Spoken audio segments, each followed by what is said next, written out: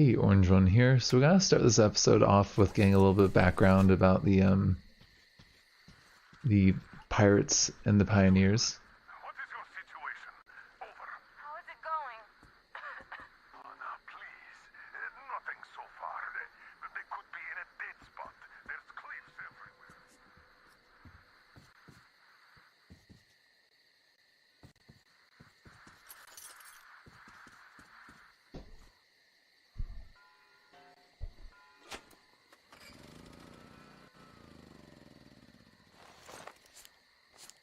So yeah, basically this location here is pretty cool and we get a lot of good info from it. So this episode's gonna kind of start off with me not talking that much, and then there'll be more after that where I'm actually giving some commentary. I've been on a little bit of a spree of playing this game because my wife was out of town, and I actually just beat the game. Like I did last of the Taiga, and then I went to the last chapter and just like played it. Freeze, Drifter! So, we meet again? Though I bet you don't remember who dragged you out of the water. My name is Olga, by the way. Was it you fighting the Master of the Forest? Awesome. Our hunters had been staying away from him for years. Damn it. Sorry, teacher. The logs all rusted up. Your friend Alyosha is already at the dam. He said your colonel won't wait, so you don't have much time. Sorry, I can't take you there. At today's council session, the pirates moved to attack your train, but they had no right to even call one without me present. As usual, I need to go and sort this out. But I have a few minutes to give you some directions. You need a boat to get to the dam, and our pirates keep all the boats at their swamp camp. They are not the sharing kind, but that's no reason to attack. Nobody wants bloodshed, so just stay out of their sight. Take the road to the barricade. Go down to the swamp and find the dock. That's where Alyosha and I took the boat from. Teacher, forgive me. There are some left, but be careful. Well, Drifter, take care. And don't make me sorry I helped you people. Tell Alyosha I said hi. I'll stay a bit longer to tend to the grave of the teacher.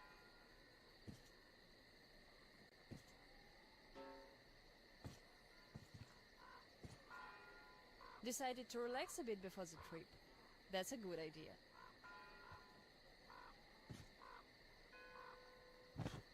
And I'm stuck in thought here. Once the master decided to haunt the vicinity, people all but stopped coming here, though they haven't forgotten.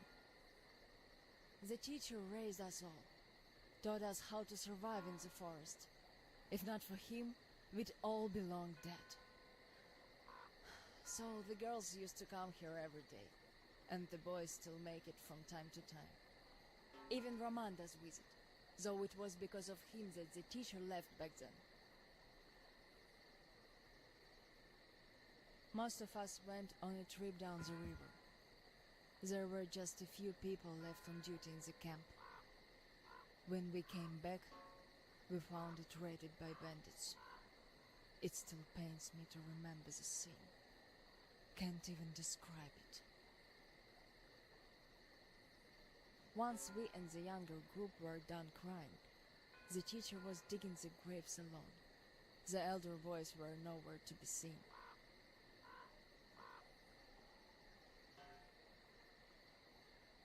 We helped the teacher with burying ours. It was dark already when the boys returned and sat around the campfire. Roman was so covered with blood. You could only see his eyes and teeth. Then they started talking. Tracking was easy. The bandits didn't even try covering their tracks. So the boys waited till they all got drunk in their camp and shot them with bows. Then Roman knifed the wounded like they were deer.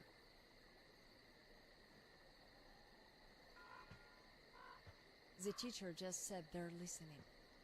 I can still see his chin tremble. And he didn't say anything. Anything at all. They understood what he meant anyway.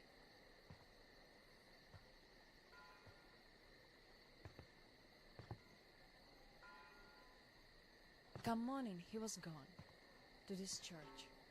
At first he wouldn't speak to anyone, but us girls kept checking up on him, just to bring him some berries, or ask for advice, and gradually he started speaking to us. Still he was like a different man, so distant.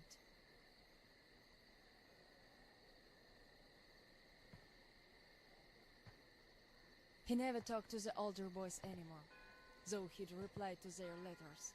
And to the rest of us who'd keep visiting him, he would always say we had to become their conscience, keep them from becoming monsters. But how do you do that? And they didn't stop at that either. Started calling themselves pirates, made the floated lumber mill in the swamp their private HQ. Then they started hanging bandits from the posts, calling them musts. One day they took about 10 bandits alive and used them to test all the boys. Made them kill the bastards. None of ours could do it. And they all got called cowards for that. And then got ostracized. That's how the pioneers came to be.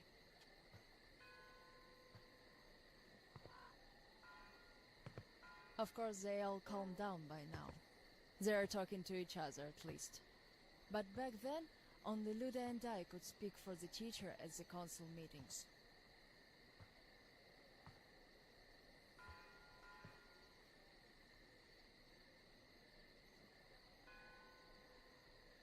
In the end, Luda and a few boys just couldn't take it anymore and left.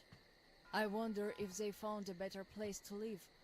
I still keep checking the radio hoping to hear from them.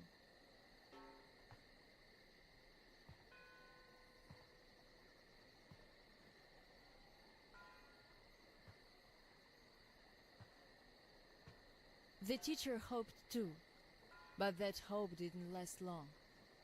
They left in July, and in September he shot himself. That seemed to get through to Roman. He got calmer. Some of the elder guys went over to the pioneers. After all, the important thing is that we stay together. So now I have an important voice at the council.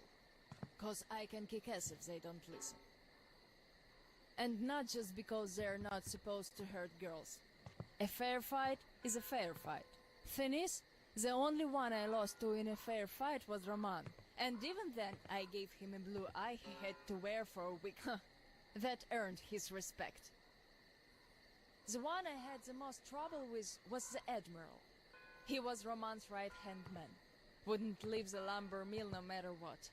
Kept saying we must defend it, if we don't want the mutants to eat the whole valley. But the radiation levels kept climbing there. Roman checked it with the counter himself. So at one council meeting, Roman and our instructors had everyone vote against the Admiral, and the pirates went on to build a new fort near the shore, where it's still okay to stay. The Admiral would have none of that, so he and his most hardcore flunkies stayed at the mill. I never heard from them again. Radiation's not to be played with. The teacher didn't warn us all for nothing. So now, without the Admiral, there is nobody who'd dare give me any trouble in the council. I'll put a leash on them tonight, all right. Don't you worry. I just need some time to gather my thoughts. I don't like politics, really. You could listen to the teacher's diary if you like. He kept recording it, as if he knew. Yes, I must have heard it 100 times already, and still, we let him down. We really did.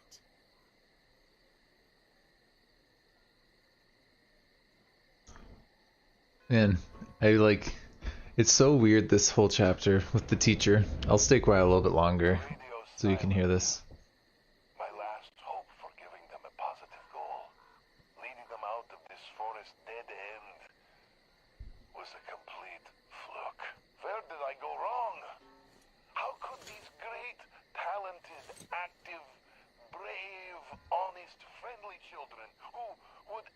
finally seek justice turned into monsters. Sure, I'm no Pestalozzi, but I did all I could. And even more, I gave them all my soul, my life. And what did that result in? A society of shut-ins who only respect strength and are no less cruel than the bandits they fight. Yes, some of them kept their purity, shrugged off the bad influence, and ended up leaving. I gave them all the fuel I had. But how few they were. Most changed. Could it be that in this world that routinely changes even the harmless animals into nightmarish freaks, mankind simply has no future? What is there to hope for? What's the point of even going through the motions anymore? Pretty dark, huh? Well, at tonight's council session, I'm going to remind them all what the teacher thought in the end. I'll give them a piece of my mind. Did the teacher save us all so that we could just attack people? Defending ourselves is one thing, but attacking, they can't deny that, and we'll have to stand down. Those pirates. Oh, boys.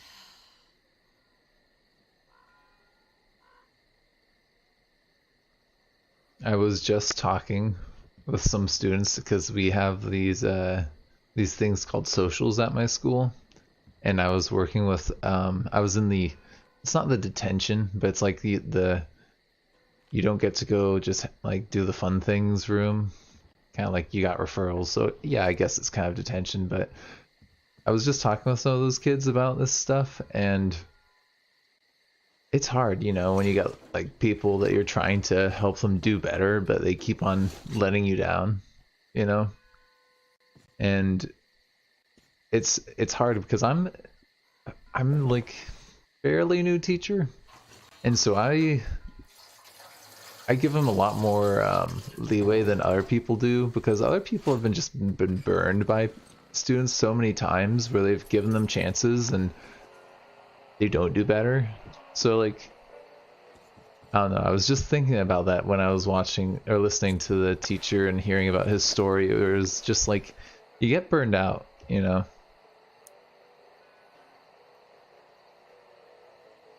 But that doesn't mean that these people can't do better, you know? Just because you yourself are burned out or let down doesn't mean that these people can't do better.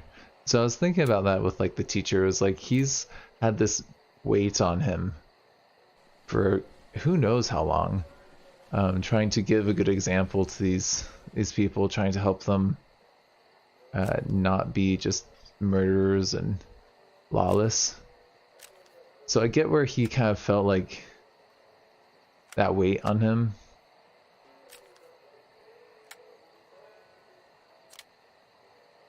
I don't know. It's hard to not feel bad for him.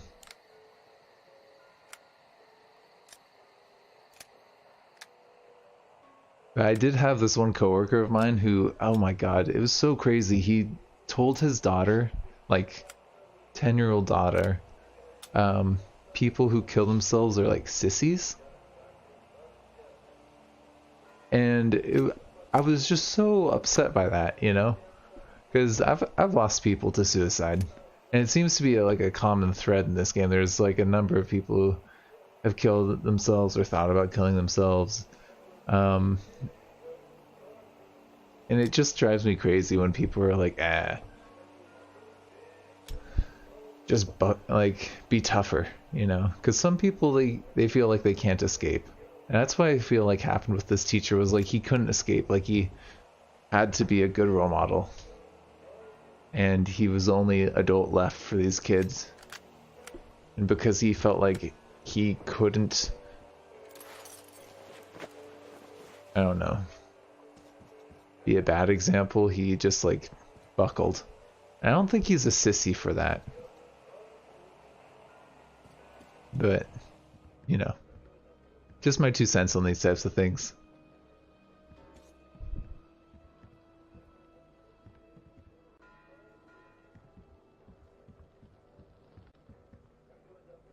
God, you gotta look at that view though. That is a beautiful view. With the mountains in the background and everything. Oh look, there's like the trail where we like fell into the river, the rail car.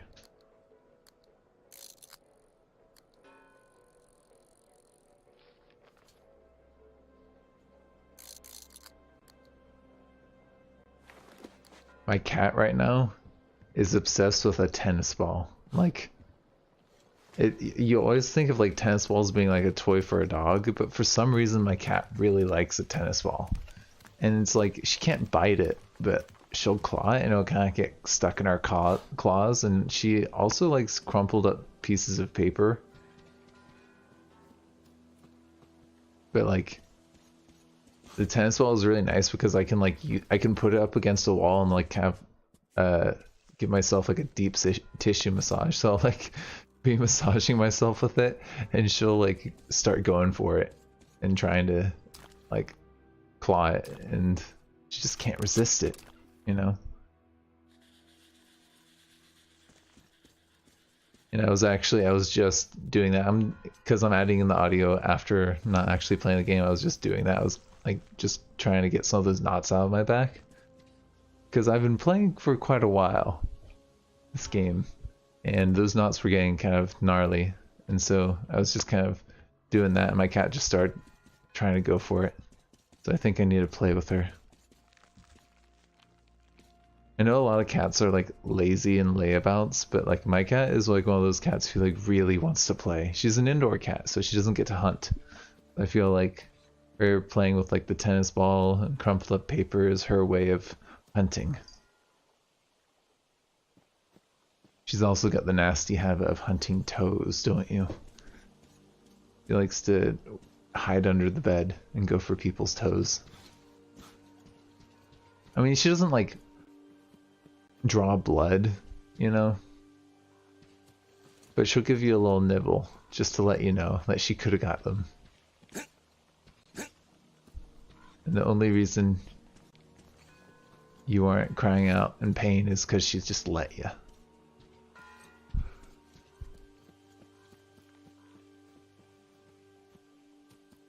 Is that a tire? No, that's not a tire around that tree.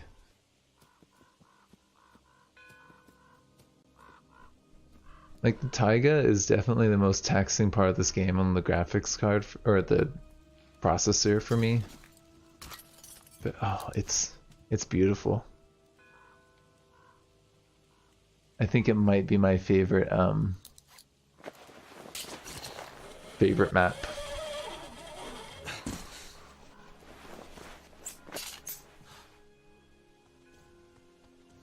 It reminds me a little bit of like the Fallout 4 map, because it's just kind of like swampy and like forested areas.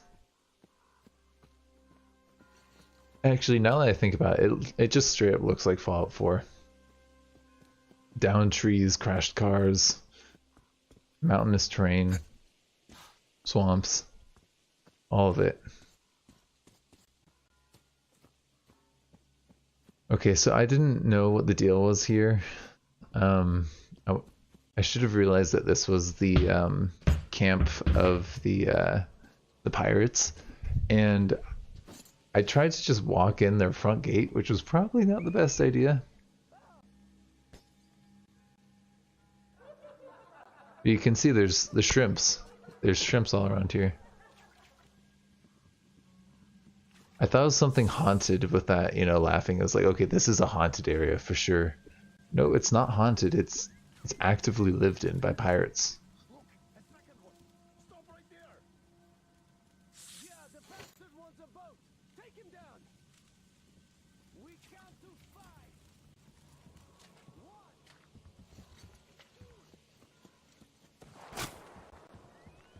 1. They did not wait till 5 there. They shot at like 2 or 3. And I thought, you know, Olga said like, don't kill the pirates, like we don't want bloodshed. But so right now I didn't know that, and I was just trying to see if there's a way for me to sneak around, which is gotta be near impossible now that they've seen us. So unfortunately, there wasn't really a way for us to sneak past them. And I was really bummed because, you know, we lost Demir because we didn't do things quite right, so I felt like, alright, well, maybe I should load it up, I'm not sure.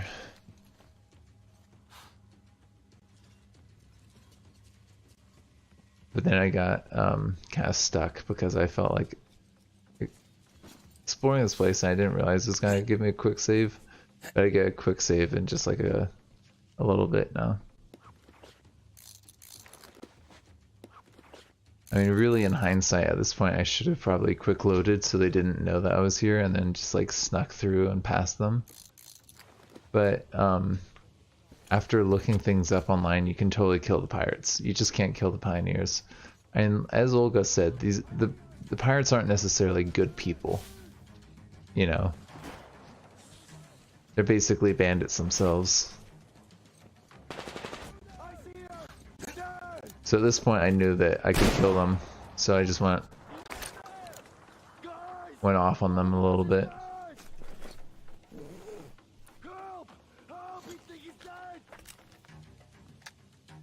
Oh, you did open fire on us first, bud. I didn't want to do this. If I could have snuck past you, I would have.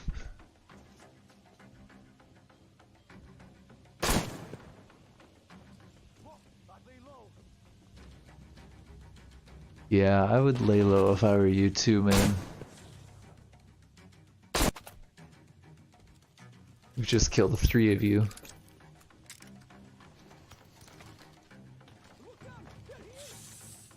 God, I had to do this so many times though, because as soon as I would get up here, I would get shot.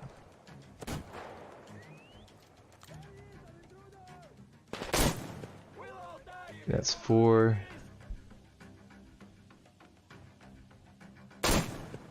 That's 5. Man, if one person just walked up to camp and killed 5 people, like super easy, or super quick, I don't know. I'd be a little concerned. I think that's 6 down. It's kind of nice having the reflections 7 down. Because it really helps you see exactly where they are, because otherwise it's really hard to spot them. I think that was 8. I think we just got the 8th there.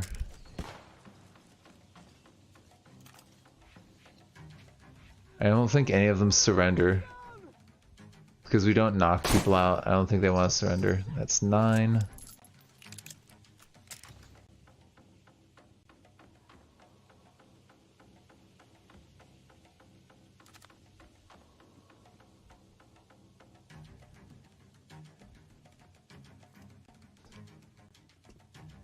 I mean, I do enjoy the combat in this game, but like on Ranger Hardcore, it's just kind of tricky, you know?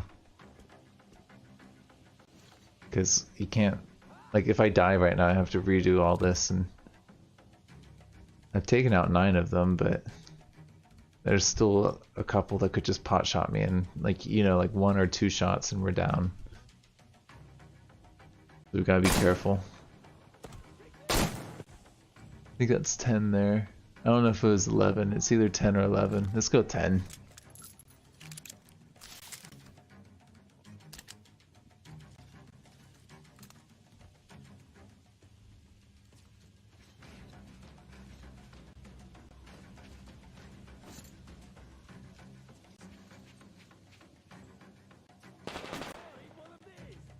They're shooting at us, which means they probably can see us, right? I just can't see them.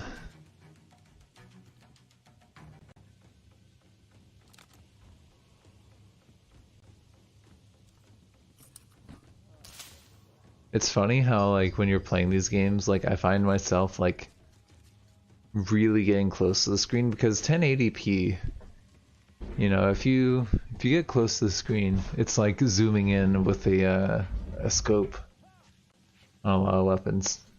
So with the scope and like leaning in, you can see so much, you know?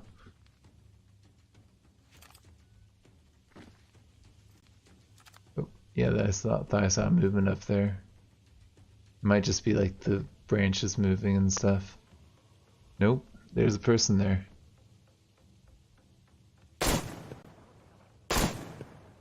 So that is at least 11, if not 12. And then there's this other dude right here.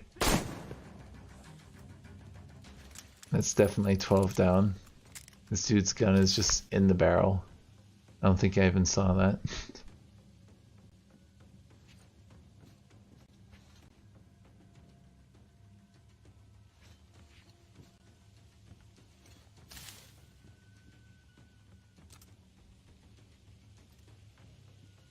See, I probably should have assaulted this place at night, because then we'd have the headlamps and it would just make it so much easier.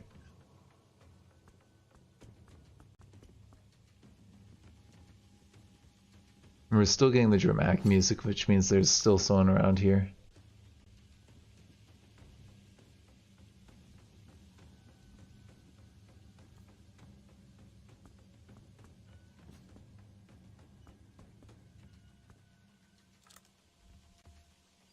It's so funny how like it's like these people are just grown-up kids, they're playing pirates, but they're not just grown-up kids, they're like straight up murderers and they rob people and all kinds of stuff. That's like they've gone and played make-believe, but make-believe where people die. It's kind of a cool idea that they did with this faction.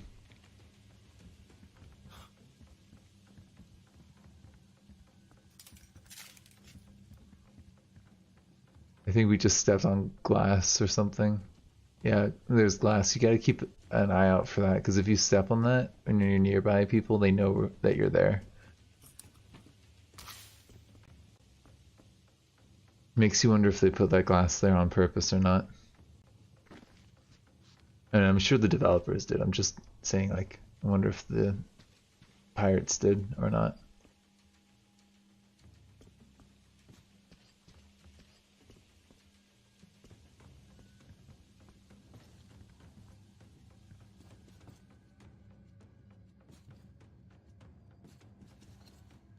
And the sun's glitching out a little bit over there.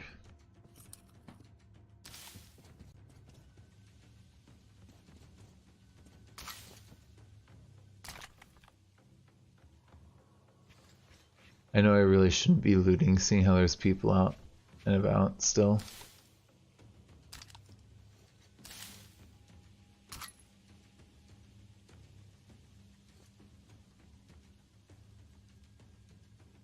I just honestly didn't want to forget to loot, you know?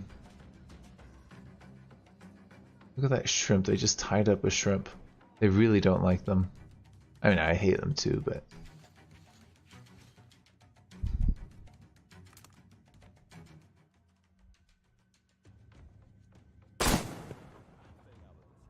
Oh. Did we shoot the rope there? Oh, he's not down. He's shooting at us. Yep, he's got us pinned. I am concerned with that, you know, so I figured we'll get from a different position. He should be looking for us where we were. We might be able to get a shot off. There he is.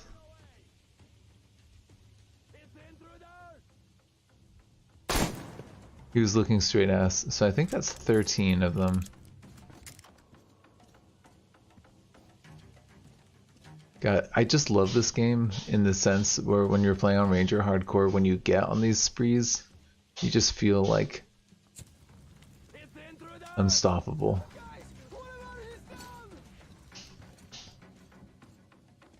So that dude has seen us. I mean, but I also feel bad because like the AI just does stupid things like this where they have their feet out where you can shoot them, you know? And he's not even moving, so that's 14.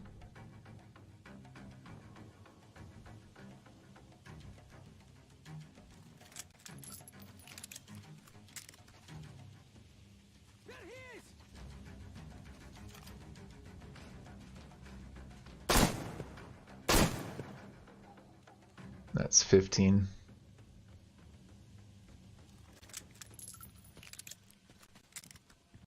So that's all of them. There's 15 of them, if not maybe 16. I spend a little while here just like trying to loot the bodies and navigate around here because this place is so confusing.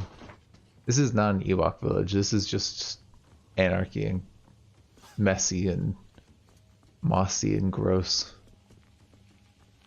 This looks a little bit like the Fallout 4, like when the like Flotsam they have there, you know, the one for the Institute quest. It looks a little bit like that to me. It's like just boats and bridges and stuff tying it all together.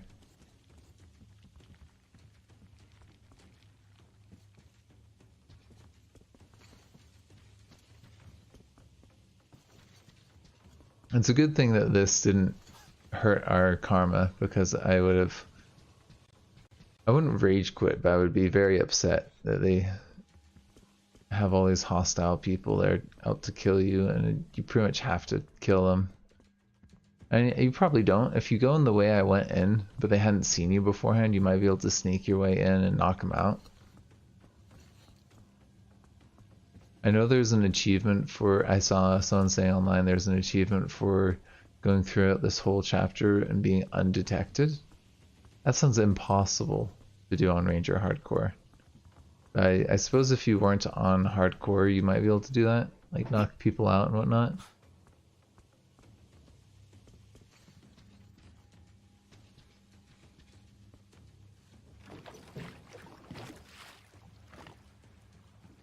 Oh yeah, I remember this. I was very confused. I thought I had to get the gate up before we went on it. But I was wrong.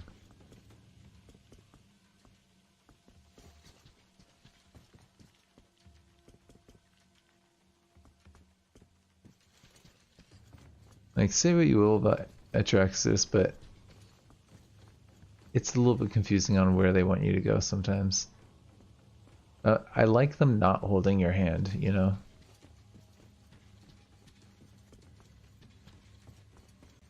I could probably cut out this from the episode, but I just want you to like think about what would you do, where would you go? Just so you can sympathize with me. It seems to me like there's no way of getting onto that without just jumping on. But of course it does that on me. I hate that. I hate that so much.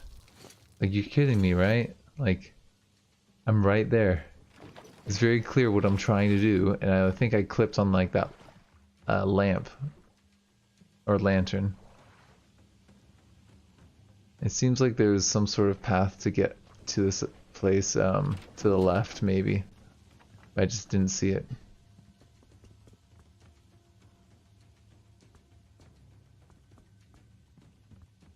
Getting the dramatic drums going.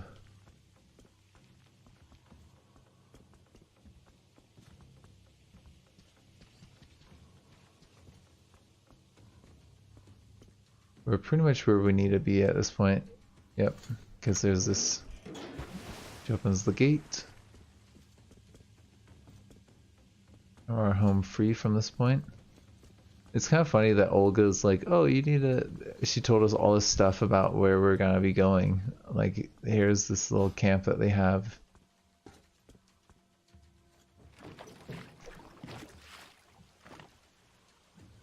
And she tells you a little bit about the Admiral as well.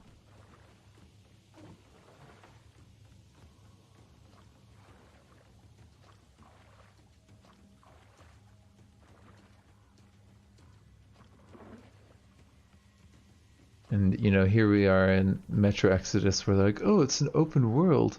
And then they do this on you where they give you a corridor that you have to go down. Like, that's not an open world. Are you kidding me?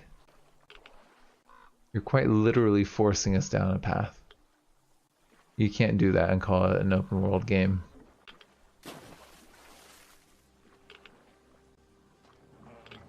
We're in radiation. And if you look closely, this is the lumber mill that they were talking about, the Admiral living in.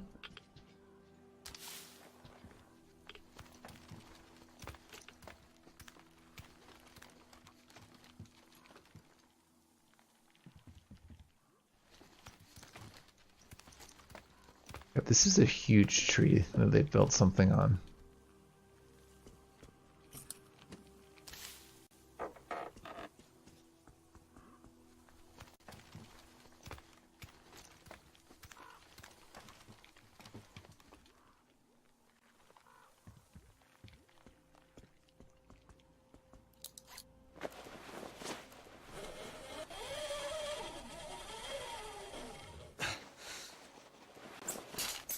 So if you look at the ground down there, it's gonna have like the bad air quality. It's kind of hard to see it this time, but trust me, we don't want to be going down there until we absolutely have to. Oh, and this is kind of funny. Look at the color change on that. It goes from just rusty metal to being like spray painted white to indicate, hey, this is something you can climb on. And this isn't my first time being in here. You probably noticed when we were going up the tree there was a little bit of a cut there. I know exactly where to go and where the stuff for us is. So like we need to go up here. But if I try and flip the switch, it's actually not going to let me.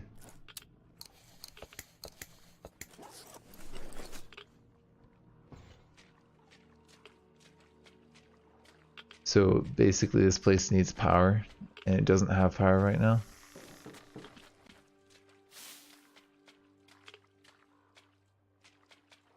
And that door couldn't be opened from this side, so we need to flip that switch over there, but it's not got power. If you look closely, the red lights weren't even on.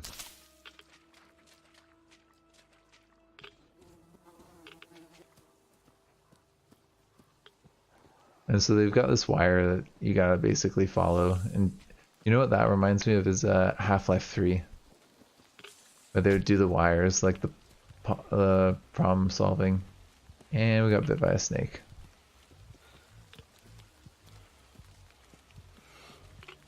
It's a good thing that being bitten in the snake is just something that slows you down. Because if it was realistic, it'd be game over.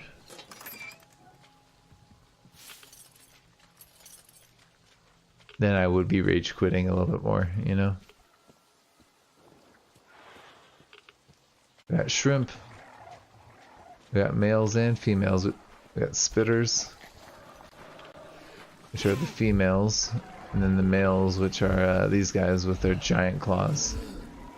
I think that's how it goes. So I was just sprinting a little bit there. Because, yep,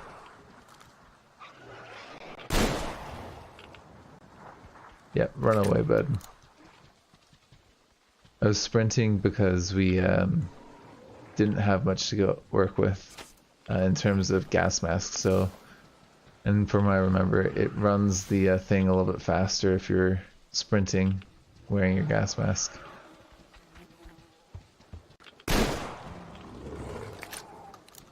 It was a little too close for comfort. And I'm about to sprint again, so off with the gas mask.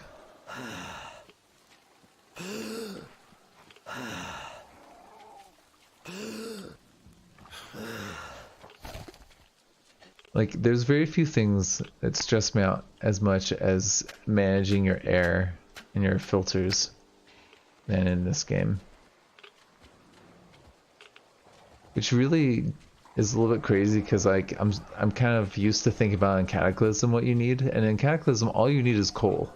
So you could just go burn some stuff and you could make coal for your gas mask filters. I don't know if that's fully realistic though, because that'll take out like particulates in the air, but I don't know if it'll take out radiation. Because I know that from one of my friends who owned a gas mask, because there's different levels of gas masks.